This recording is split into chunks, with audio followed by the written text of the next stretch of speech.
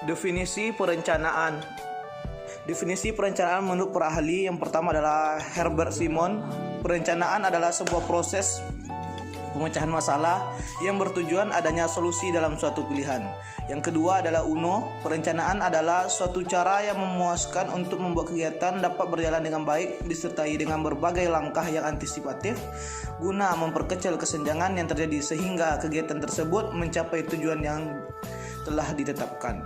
Yang ketiga adalah menurut Gordon Rowland, perencanaan bukan hanya membantu untuk menciptakan solusi, tapi juga membantu untuk lebih memahami permasalahan itu sendiri. Jadi sebuah usulan lebih diutamakan dibanding informasi awal. Proses perencanaan menggiring kita untuk berpikir kembali atau merangkai masalah kembali. Yang keempat adalah Bintoro Cokroamijoyo. Perencanaan dalam arti yang seluas-luasnya adalah proses mempersiapkan kegiatan secara sistematis yang akan dilakukan untuk mencapai tujuan tertentu. Jadi, perencanaan dapat diartikan sebagai suatu proses pemecahan masalah dengan mempersiapkan secara sistematis yang akan dilakukan untuk mencapai tujuan tertentu.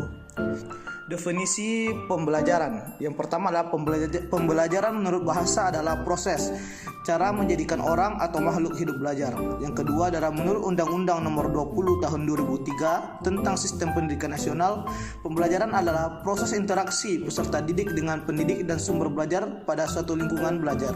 Yang ketiga adalah pembelajaran merupakan suatu sistem yang terdiri atas sebagai komponen yang saling berhubungan dan mempengaruhi.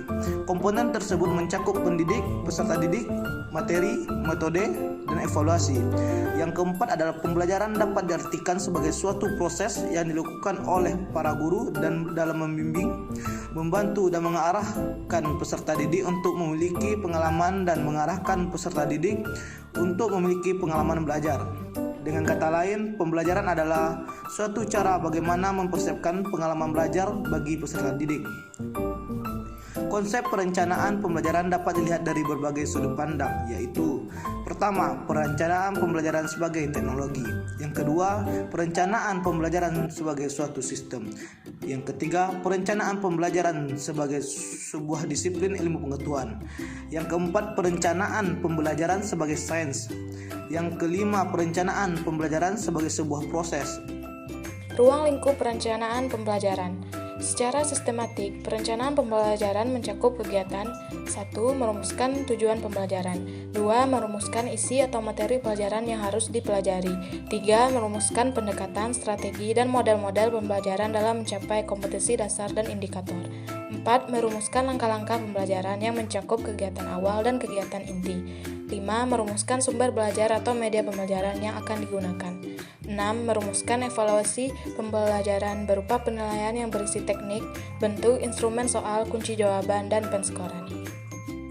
Urgensi perencanaan pembelajaran. Adapun urgensi perencanaan pembelajaran diantaranya: yang pertama, menunjukkan arah tujuan kegiatan.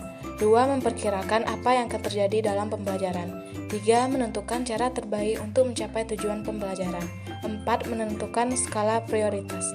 Dan 5. Menentukan standar untuk mengadakan pengawasan atau evaluasi kinerja, sasaran, dan kegiatan usahanya.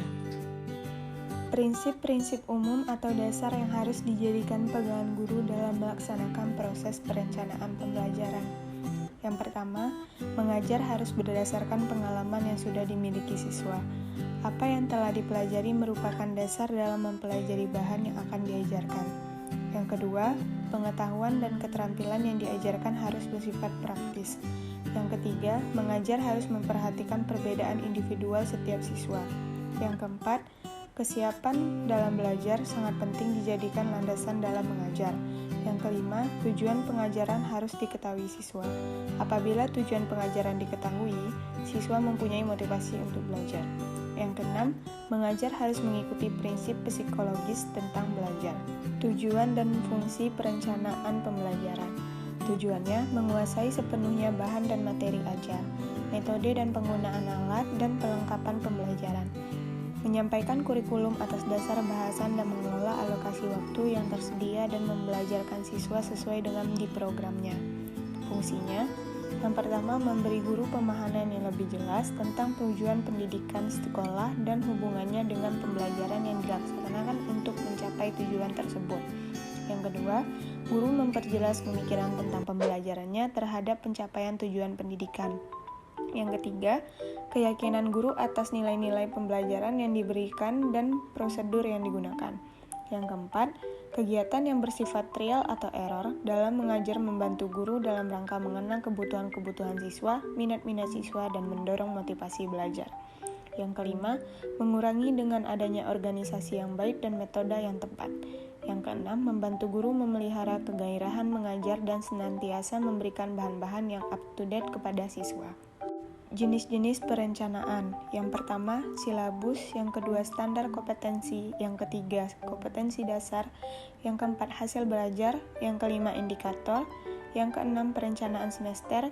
Yang ketujuh, perencanaan mingguan. Dan yang terakhir, perencanaan harian.